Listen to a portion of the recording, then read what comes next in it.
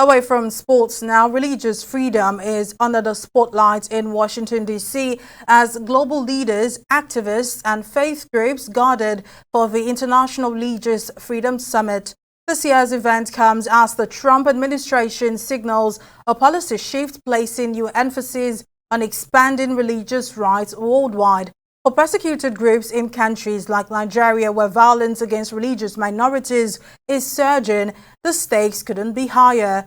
Several Nigerian attendees at the summit told Truth Nigeria TV they were hopeful about the Trump administration's stronger stance on religious freedom. They called for tougher U.S. policies against governments that enable religious persecution. I think the main takeaway would be that there would be a change in U.S. policy, U.S. foreign policy towards religious freedom. It basically means that there's a new sheriff in town and it would not be business as usual. So that's a welcome development.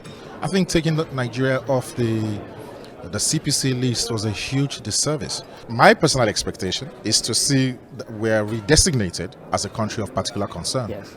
That would be welcome news around the world, especially amongst religious freedom fighters, advocates who have been watching what is going on in northern Nigeria with dismay and huge concern.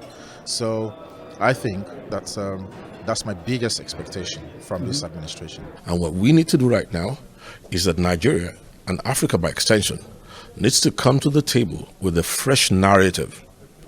A narrative that's no longer the palliatives of the past 8 years that almost destroyed Nigeria completely.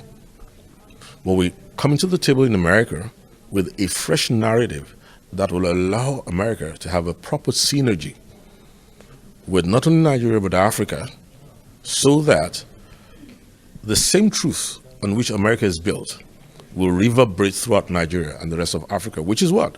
The self-evident truth that all men, not just Americans now, all men, including Nigerians, all men, including Egyptians, all men, including every African nation, are created equal.